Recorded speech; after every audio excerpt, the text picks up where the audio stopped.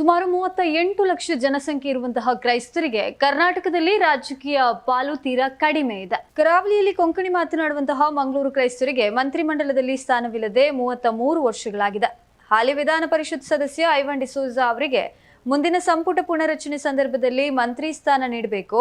ಅವಿಭಜಿತ ಜಿಲ್ಲೆಯಿಂದ ವಿಧಾನ ಪರಿಷತ್ಗೆ ಇರುವ 2 ಸ್ಥಾನಗಳಲ್ಲಿ 1 ಸ್ಥಾನವನ್ನ ಕ್ರಿಶ್ಚಿಯನ್ ಸಮುದಾಯಕ್ಕೆ ನೀಡಬೇಕು ಎಂದು ಪುತ್ತೂರು ಕ್ರಿಶ್ಚಿಯನ್ ಯೂನಿಯನ್ ಒತ್ತಾಯಿಸಿದೆ. ಇನ್ನು ಸುದ್ದಿಗೋಷ್ಠಿಯಲ್ಲಿ ಮಾತನಾಡಿದ ಯೂನಿಯನ್ ಅಧ್ಯಕ್ಷ ಮೌರಿಸ್ ಮಸ್ಕರಿನಸ್ 1979ರಲ್ಲಿ ಮಂಗಳೂರಿನ ಕೊಂಕಣಿ ಕ್ರೈಸ್ತ ಸಮಾಜಕ್ಕೆ ಸೇರಿದ ಪಿಎಫ್ ರೋಡ್ರಿಗಸ್ ಮೀನುಗಾರಿಕಾ ಸಚಿವರಾಗಿದ್ದರು. 1989-94ರ ಅವಧಿಯಲ್ಲಿ ಬ್ರೇಸಿಯಸ್ ಡಿಸೋಜಾ ಕಾನೂನು ಕಾರ್ಮಿಕ ಸಚಿವರಾಗಿದ್ದರು. ಅವರ ಅವಧಿಯಲ್ಲಿ 25,000ದಷ್ಟು ಬಾಕಿ ಇದ್ದಂತಹ ಕಡತಗಳ ವಿಲೇವಾರಿ ಮಾಡಿ ದಾಖಲೆಯನ್ನು ನಿರ್ಮಿಸಿದ್ರು. ಆಸ್ಕರ್ ಫೆರ್ನಾಂಡಿಸ್ ಮತ್ತು ಮಾರ್ಗರೆಟ್ ಆಲ್ವಾ ಸಂಸತ್ ಸದಸ್ಯರಾಗಿ ಕೇಂದ್ರದ ಮಂತ್ರಿಮಂಡಲದಲ್ಲಿ ಸಚಿವರಾಗಿದ್ದರು. ಅನಂತರದಲ್ಲಿ ಕ್ರೈಸ್ತ ಸಮುದಾಯಕ್ಕೆ ಮಂತ್ರಿಮಂಡಲದಲ್ಲಿ ದೊಡ್ಡ ಅವಕಾಶ ಸಿಕ್ಕಿಲ್ಲ ಎಂದರು. ಅವಕಾಶ ತೀರಾ ಕಡಿಮೆ. ಬೆಂಗಳೂರು, ಕರಾವಳಿ ಕರ್ನಾಟಕ, ಕೊಡಗು, ಮೈಸೂರು, ಬೀದರ್, ಕೋಲಾರ, ಧಾರವಾಡ, ಚಿಕ್ಕಮಗಳೂರು, ಶಿವಮೊಗ್ಗ ಮುಂತಾದ ಕಡೆ ಗಮನಾರ್ಹ ಸಂಖ್ಯೆಯಲ್ಲಿ ಕ್ರೈಸ್ತರಿದ್ದಾರೆ. ಇತ್ತೀಚಿನ ದಿನಗಳಲ್ಲಿ ನಮ್ಮ ಸಮುದಾಯಕ್ಕೆ ಸರ್ಕಾರದಲ್ಲಿ ಪಾಲುದಾರಿಕೆ, ರಾಜಕೀಯ ಅವಕಾಶಗಳು ಕಡಿಮೆಯಾಗಿದೆ. ನಮ್ಮದೇ ಗಾತ್ರದ ಜನಸಂಖ್ಯೆ ಇರುವ ಇತರ ವರ್ಗಗಳಿಗೆ ಹೋಲಿಸಿದರೆ ನಮಗೆ ಸಿಕ್ಕಿರುವ ಅವಕಾಶಗಳು ತೀರಾ ಕಡಿಮೆ. ಪ್ರಸ್ತುತ ವಿಧಾನಸಭೆಯಲ್ಲಿ ಕ್ರಿಶ್ಚಿಯನ್ ಸಮುದಾಯದ 1 ಮತ್ತು ವಿಧಾನ ಪರಿಷತ್ನಲ್ಲಿ 1 ಮಾತ್ರ ಪ್ರತಿನಿಧಿ ಇರುವಂತದ್ದು ಎಂದು ಹೇಳಿದರು. ಕ್ರೈಸ್ತ ಸಮುದಾಯ ಸಾಂಪ್ರದಾಯಿಕವಾಗಿ ಹಿಂದಿನಿಂದಲೂ ಕಾಂಗ್ರೆಸ್ ಪಕ್ಷವನ್ನು ಬೆಂಬಲಿಸ್ತಾ ಇದ್ದು, ಕಾಂಗ್ರೆಸ್ ಅಧಿಕಾರದಲ್ಲಿ ಇರುವಾಗ ಅವಕಾಶ ಕೇಳುವಂತದ್ದು ನಮ್ಮ ಹಕ್ಕಾಗಿದೆ. ಕಾಂಗ್ರೆಸ್ ಗೆಲ್ಲಬಹುದಾದ ಕ್ಷೇತ್ರಗಳಲ್ಲಿ ವಿಧಾನಸಭೆ ಮತ್ತು ವಿಧಾನ ಪರಿಷತ್ನಲ್ಲಿ ಕನಿಷ್ಠ 5 ಸ್ಥಾನವಾದರೂ ಸಿಗಬೇಕು. ಅವಿಭಜಿತ ದಕ್ಷಿಣ ಕನ್ನಡ ಜಿಲ್ಲೆಯ ಸ್ಥಳೀಯ ಸಂಸ್ಥೆಗಳಿಂದ ವಿಧಾನ ಪರಿಷತ್ಗೆ ಮೀಸಲಿರುವ 2 ಸ್ಥಾನಗಳಲ್ಲಿ 1 ಸ್ಥಾನವನ್ನ ಕ್ರೈಸ್ತ ಸಮುದಾಯಕ್ಕೆ ಮೀಸಲಿಡಬೇಕು ಎಂದು ಆಗ್ರಹಿಸಿದರು. ಇನ್ನು ಐವನ್ ಮಂತ್ರಿಯಾಗಬೇಕು. ಪ್ರಸ್ತುತ ವಿಧಾನ ಪರಿಷತ್ನಲ್ಲಿ ಸದಸ್ಯರಾಗಿರುವ ಐವನ್ ಡಿಸೋಜಾ ಅವರು 2ನೇ ಬಾರಿ ಸದಸ್ಯರಾಗಿದ್ದು, ಮಂತ್ರಿಮಂಡಲದ ಪುನರ್ರಚನೆ ಸಂದರ್ಭದಲ್ಲಿ ಅವರು ಅರ್ಹವಾದ ಅಭ್ಯರ್ಥಿಯಾಗಿದ್ದಾರೆ. ಅವರು ಮುಖ್ಯಮಂತ್ರಿಯ ಸಂಸದೀಯ ಕಾರ್ಯದರ್ಶಿಯಾಗಿ ಕೆಲಸವನ್ನ ಮಾಡಿದ್ದಾರೆ. ಇನ್ನು ಸುದ್ದಿಗೋಷ್ಠಿಯಲ್ಲಿ ಪುತ್ತೂರು ಕ್ರಿಶ್ಚಿಯನ್ ಯೂನಿಯನ್ ಗೌರವ ಸಲಹೆಗಾರ ವಲೇರಿಯನ್ ಡಯಾಜ್, ಪ್ರಮುಖರಾದ ಉದ್ಯಮಿ ವಾಲ್ಟರ್ ಡಿಸೋಜಾ ಸಿದ್ಯಾಳ, ನಿವೃತ್ತ ಆರೋಗ್ಯ ನಿರೀಕ್ಷಕ ಇಗ್ಲಿಷಿಯಸ್ ಡಿಕ್ಯೋನ, ಮಾಜಿ ಸೈನಿಕ ಜೆರಾಲ್ಡ್ ಮಸ್ಕರಿನಸ್ ಉಪಸ್ಥಿತರಿದ್ದರು. ಅದು ಉಳಿದಿದೆ ಅಂತ ಒಂದು ಉತ್ತಮ ಕೆಲಸ ಕಾರ್ಯಗಳನ್ನು ಅವರು ಮಾಡಿದರು. ಕ್ರಿಶ್ಚಿಯನ್ ಸಮುದಾಯದಲ್ಲಿ ಹೇಳುವುದಾದ್ರೆ ಆಸ್ಕರ್ ಫೆರ್ನಾಂಡಿಸ್, ಮಾರ್ಗರೆಟ್ ಆಳ್ವರವರು, ಅದೇ ರೀತಿ ನಮ್ಮ ಜಿಲ್ಲೆಯ ಜಾರ್ಜ್ ಫೆರ್ನಾಂಡಿಸ್ ಅವರು ರಕ್ಷಣಾ ಸಚಿವರಾಗಿದ್ದರು. ಅದೇ ರೀತಿ ನಮ್ಮ ಸಮುದಾಯದ ಎಕೆ ಆಂಟನಿ ಅವರು ಕೂಡ ಕೇಂದ್ರದಲ್ಲಿ ರಕ್ಷಣಾ ಸಚಿವರಾಗಿದ್ದರು. ಇವರೆಲ್ಲರೂ ಅವರವರಿಗೆ ಸಿಕ್ಕಿದಂಥ ಅವಕಾಶದಲ್ಲಿ ಯಾವುದೇ ಕಪ್ಪು ಚುಕ್ಕೆ ಇಲ್ಲದೆ ಅತಿ ನಿಷ್ಠೆಯಿಂದ ನಮ್ಮ ಇಡೀ ದೇಶದ ಸೇವೆಯನ್ನು ಮಾಡಿದ್ದಾರೆ. ಅವರಿಗೆ ಸಿಕ್ಕಿದಂಥ ಅವಕಾಶಗಳನ್ನು ಚೆನ್ನಾಗಿ ಉಪಯೋಗಿಸಿಕೊಂಡು ಇಂದಿಗೂ ಅವರು ಜನರ ಮನಸ್ಸಿನಲ್ಲಿ ಅಚ್ಚಳಿಯದೆ ಅವರ ಸೇವೆ ಉಳಿದಿದೆ ಅಂತ ಹೇಳಲಿಕ್ಕೆ ನಮಗೆ ಹೆಮ್ಮೆ ಆಗ್ತದೆ. ಈ ಕ್ರೈಸ್ತರು ಬೆಂಗಳೂರು, ಕರಾವಳಿ ಕರ್ನಾಟಕ, ಕೊಡಗು, ಮೈಸೂರು, ಬೀದರ್, ಕೋಲಾರ, ಧಾರವಾಡ, ಚಿಕ್ಕಮಗಳೂರು, ಶಿವಮೊಗ್ಗ ಮುಂತಾದ ಕಡೆಯಲ್ಲಿ ಗಮನಾರ್ಹವಾಗಿ ಇದ್ದಾರೆ. ಒಂದು ಅಂದಾಜಿನ ಪ್ರಕಾರ 30-35 ಲಕ್ಷ ಇದ್ದಾರೆ ಅಂತ ಹೇಳಿ ನಮ್ಮ ಅಂದಾಜು. ಆದರೆ ಇತ್ತೀಚಿನ ದಿನಗಳಲ್ಲಿ ನಮ್ಮ ಈ ಸಮುದಾಯಕ್ಕೆ ಸರ್ಕಾರದಲ್ಲಿ ಪಾಲುದಾರಿಕೆ ಕಡಿಮೆ ಆಗ್ತಾ, ರಾಜಕೀಯ ಅವಕಾಶಗಳು ಕೂಡ ಕಡಿಮೆ ಆಗಿವೆ. ನಮ್ಮದೇ ಗಾತ್ರದ ಜನಸಂಖ್ಯೆ ಇರುವ ಇತರ ವರ್ಗಗಳಿಗೆ ಹೋಲಿಸಿದರೆ ನಮಗೆ ಸಿಕ್ಕಿರುವ ಅವಕಾಶಗಳು ತೀರಾ ಕಡಿಮೆ. ಈಗ ನೇಕಾರ, ಉಪ್ಪಾರ, ತಿಗಳ, ಕೊಡವ ಇಂಥ ಸಮುದಾಯಗಳಿಗೆ ಅತಿ ಹೆಚ್ಚಿನ ಪಾಲು ಸಿಕ್ಕಿದ್ರೆ ನಮ್ಮ ಸಮುದಾಯಕ್ಕೆ ಅವರ ಸಮುದಾಯಕ್ಕೆ ನಮ್ಮನ್ನು ಹೋಲಿಸಿದರೆ ನಮಗೆ ತೀರಾ ಅವಕಾಶಗಳು ಕಡಿಮೆ ಅಂತ ಹೇಳ್ಬೋದು. ನೋಡಿ, ಪ್ರಸ್ತುತ ವಿಧಾನಸಭೆಯಲ್ಲಿ 224 ಸ್ಥಾನಗಳಿದ್ದರೆ ಅದರಲ್ಲಿ ಕೇವಲ ಒಬ್ಬರು ಕ್ರಿಶ್ಚಿಯನ್ ಇರೋದು, KG ಜಾರ್ಜ್ ಅವರು ಮಂತ್ರಿಯಾಗಿದ್ದಾರೆ.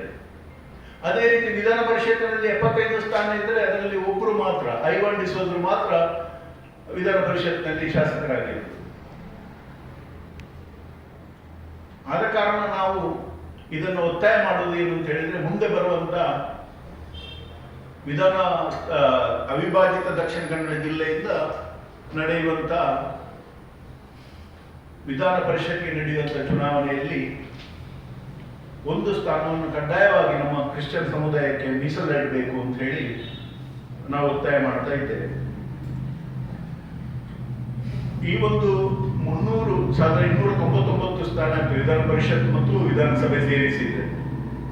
ಇದಕ್ಕೆ ಕನಿಷ್ಠ 5 ಜನ ಕ್ರಿಶ್ಚಿಯನ್ ಸಮುದಾಯದ ಜನರು MLC ಅಥವಾ MLA ಸ್ಥಾನಮಾನ ಸಿಗಬೇಕು.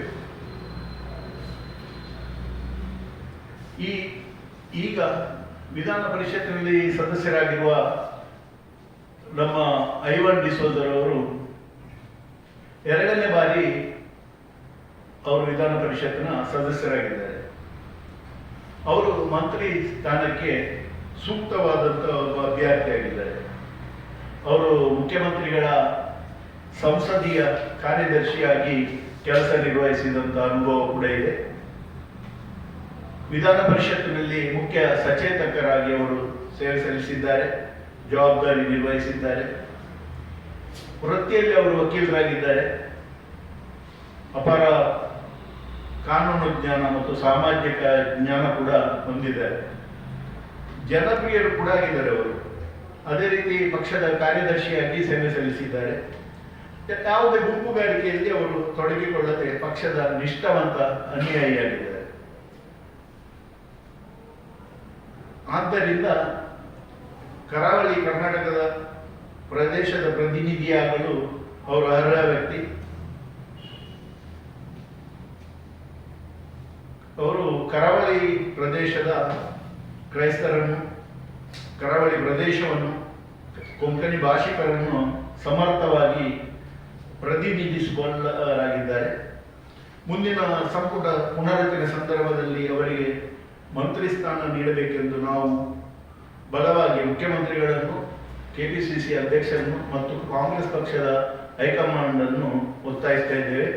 ಅದೇ ರೀತಿ ಇನ್ನು ಮುಂದಿನ ವರ್ಷಗಳಲ್ಲಿ ನಡೆಯುವಂಥ ಸ್ಥಳೀಯ ಸಂಸ್ಥೆಗಳಿಂದ ವಿಧಾನ ಪರಿಷತ್ಗೆ ನಡೆಯುವ ಚುನಾವಣೆಯಲ್ಲಿ ಅವಿಭಾಜಿತ ದಕ್ಷಿಣ ಕನ್ನಡ ಜಿಲ್ಲೆಯಿಂದ 1 ಸ್ಥಾನವನ್ನು ಕ್ರೈಸ್ತ ಸಮುದಾಯದವರಿಗೆ ಕಡ್ಡಾಯವಾಗಿ ಮೀಸಲಿಡಬೇಕು, ಮೀಸಲಿಟ್ಟು ನಮಗೂ ಇನ್ನೊಂದು ಅವಕಾಶವನ್ನು ಕಲ್ಪಿಸಬೇಕು ಅಂತ ಹೇಳಿ ನಾವು ಈ ಮುಖಾಂತರ ಒತ್ತಾಯವನ್ನು ಮಾಡ್ತಾ ಇದ್ದೇವೆ.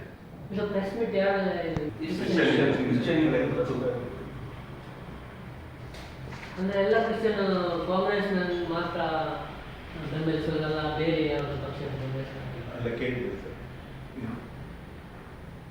ಪ್ರಶ್ನೆ. ಎಲ್ಲ ಕ್ರಿಶ್ಚಿಯನರು ಕಾಂಗ್ರೆಸ್ ಪಕ್ಷವನ್ನು ಮಾತ್ರ ಬೆಂಬಲಿಸೋದಲ್ಲ, ಬೇರೆ ಪಕ್ಷ? ನಾನು ಹೇಳಿದಲ್ಲ, ಹೆಚ್ಚಿನ ಸಮುದಾಯದ ಹೆಚ್ಚಿನ ಜನರು ಕಾಂಗ್ರೆಸ್ ಅನ್ನು ಬೆಂಬಲಿಸ್ತಾ ಇದ್ದಾರೆ. ಅದೇ ನೀವು ಎಲ್ಲರನ್ನು ಪ್ರತಿನಿಧಿಸ್ತಾ ಮಾತಾಡ್ತೀರಲ್ಲ? ಎಲ್ಲರನ್ನು ಪ್ರತಿನಿಧಿಸಿ ಕಾಂಗ್ರೆಸ್ಗೆ ಇದು ಪಕ್ಷ ಅಲ್ಲ, ಪಕ್ಷ ಕೊಡಬೇಕು. ನಾವು ಹೈಕಮಾಂಡ್, ಕೇಂದ್ರ ಹೈಕಮಾಂಡ್ ಅನ್ನು ಮತ್ತು ಮುಖ್ಯಮಂತ್ರಿಗಳನ್ನು, KPCC ಅಧ್ಯಕ್ಷರನ್ನು ಈ ಮೂಲಕ ನಾವು ಒತ್ತಾಯ ಮಾಡ್ತಾ ಇದ್ದೇವೆ. ಈಗಿನ ಪರಿಸ್ಥಿತಿಯಲ್ಲಿ, ಈಗಿನ ರಾಜಕೀಯ ವಾತಾವರಣದಲ್ಲಿ ಕ್ರಿಶ್ಚಿಯನ್ರಿಗೆ ಎಲ್ಲಿ ಕೂಡ MLA ಸ್ಥಾನಕ್ಕೆ ನಿಂತು ಪೈಪೋಟಿ ಮಾಡಿ ಗೆಲ್ಲುವಂಥ ಅವಕಾಶಗಳು ತೀರಾ ಕಡಿಮೆ. ಯಾಕಂತ ಹೇಳಿದ್ರೆ ಒಂದು ಕೋಮು ರಾಜಕಾರಣ, ಒಂದು ಜಾತಿ ರಾಜಕಾರಣ ಎಲ್ಲ ಕಡೆಯಲ್ಲಿ ಇದಾಗಿ ಕ್ರಿಶ್ಚಿಯನ್ರಿಗೆ ಅವಕಾಶವೇ ಇಲ್ಲ, ಸಾಧ್ಯವೇ ಇಲ್ಲ. ಈಗ ಮಂಗಳೂರಿನಲ್ಲಿ ಲೋಬರ್ ಅವರಿಗೆ ಕಳೆದ ವಾರ ಸೀಟು ಕೊಟ್ಟರು, ಅದರಲ್ಲಿ 2 ಸಾರಿ ಅವರು ಸೋತೋದ್ರು, ಗೆಲ್ಲಲಿಕ್ಕೆ ಸಾಧ್ಯ ಇಲ್ಲ. ಆದ ಕಾರಣ ನಾವು ಒತ್ತಾಯಪೂರ್ವಕವಾಗಿ ಹೇಳುವುದೇನು ಅಂತ ಹೇಳಿದ್ರೆ MLC 75 ಸ್ಥಾನ ಉಂಟು, ಅದರಲ್ಲಿ 1 ಸ್ಥಾನ ಮಂಗಳೂರಿನಿಂದ, ಕೊಂಕಣಿ ಭಾಷೆಗೆ ಹೆಚ್ಚು ಇರುವಂತಹ ಪ್ರದೇಶ ಕರಾವಳಿ, ಉಡುಪಿ, ಕಾರವಾರ, ಮಂಗಳೂರು, ಈ ಭಾಗದಿಂದ 2 ಸೀಟ್ ಉಂಟು. ಈಗ ಪ್ರಸಕ್ತ ಇದರಲ್ಲಿ ಇಬ್ಬರಿಗೆ ಅವಕಾಶ ಇರೋದು. ಅಲ್ಲಿ ಒಂದು BJP ಪಕ್ಷದವರು ಪಡ್ಕೊಂಡಿದ್ದಾರೆ, ಒಂದು ಕಾಂಗ್ರೆಸ್ನವರಿಗೆ ಕೊಟ್ಟಿದ್ದಾರೆ. BJPಯಲ್ಲಿ ನೋಡಿ, ನಮ್ಮ ಸಮುದಾಯದ ವ್ಯಕ್ತಿ BJPಯಲ್ಲಿ ನಿಲ್ಲಲಿ ಅಥವಾ JDSನಲ್ಲಿ ನಿಲ್ಲಲಿ, ನಮ್ಮ ಸಮುದಾಯದವರು ಸಪೋರ್ಟ್ ಮಾಡಿದ್ದು ಇದೆ, ಇಲ್ಲ ಅಂತ ಹೇಳಿದ್ರು. ಜಾರ್ಜ್ ಫರ್ನಾಂಡಿಸ್ ರವರು BJPಯಲ್ಲಿ ನಿಂತಿದ್ರು, ಕ್ರೈಸ್ತ ಸಮುದಾಯದವರು ಅವರಿಗೆ ಸಹಕಾರ ಕೊಟ್ಟಿದ್ದಾರೆ, ಸಮುದಾಯದವರು ಅವರಿಗೆ ಬೆಂಬಲ ಕೊಟ್ಟಿದ್ದಾರೆ. ನಾನು ಕೇಳಿದೆ, ನೆಕ್ಸ್ಟ್ ಚುನಾವಣೆಯಲ್ಲಿ BJP ಅವರು ಒಬ್ಬರು ಕ್ರಿಶ್ಚಿಯನ್ ಸಮುದಾಯದವರಿಗೆ ಕೊಟ್ಟರು, ಕೊಡ್ಲಿ. ಯೂನಿಯನ್ ಸಪೋರ್ಟ್ ಮಾಡ್ತದ ನೋಡಿ, ಅವರು BJP ಅವರು ನಮ್ಮ ಸಮುದಾಯಕ್ಕೆ ಸೀಟನ್ನು ಕೊಡ್ಲಿ. ಕೊಟ್ಟಾಗ ನಮ್ಮಲ್ಲಿ ನೀವು ಪ್ರಶ್ನೆ ಕೇಳಿ, ಅವರು ಕೊಡುದಿಲ್ಲ. ಅಲ್ಲ, ನಾನು ಕೇಳಿದ್ದು. ನಾವು ಕೊಟ್ಟರೆ ನಾವು ಖಂಡಿತ ನೋಡ್ತೇವೆ, ಖಂಡಿತ ಹೌದಾ? ಸಂಬಳ. ಅವರ ಬಿಜೆಪಿಯಲ್ಲಿ ಒಬ್ಬ ಕ್ರಿಶ್ಚಿಯನ್ ನಿಂತರೆ ನಾವು ಅವರನ್ನು ವಿರೋಧ ಮಾಡುವುದಿಲ್ಲ. ನಾವು ಯಾಕೆ ವಿರೋಧ ಮಾಡಬೇಕು? ಜಾರ್ಜ್ ಫರ್ನಾಂಡಿಸ್ ಅವರು ಈ ದೇಶದ ರಕ್ಷಣಾ ಮಂತ್ರಿ ಆಗಿದ್ದಾರೆ, ಬಿಜೆಪಿಯಿಂದ ಆದದ್ದವರು. ಬಿಜೆಪಿ ಸರ್ಕಾರದಲ್ಲಿ ಅವರು ರಕ್ಷಣಾ ಮಂತ್ರಿ. ಈಗ ಏಕೆ ಅಂತ ನನ್ನ ಮಗ ಕೂಡ ಬಿಜೆಪಿಯಲ್ಲಿ ಇದ್ದಾರೆ ನೋಡಿ. ಅವರು ನಾಡ್ದು ಇಲ್ಲಿ ಚುನಾವಣೆಯಲ್ಲಿ ನಿಲ್ಬಹುದು. ಅವರು ಇಲ್ಲಿ ಕೇರಳದಲ್ಲಿ ನಿಂತರೆ ಅವರಿಗೆ ಅಲ್ಲಿ ಸಹಕಾರ ಕೊಡಬಹುದು. ಆದ್ರೆ ನಾನು ಹೇಳಿದಿಷ್ಟೇ, ನಮ್ಮ ಸಮುದಾಯದ ಮೇಜರ್ ಪಾಲು ಇವತ್ತು ಕಾಂಗ್ರೆಸ್ ಪಕ್ಷಕ್ಕೆ ಸಹಕಾರ ಕೊಡ್ತಾ ಉಂಟು.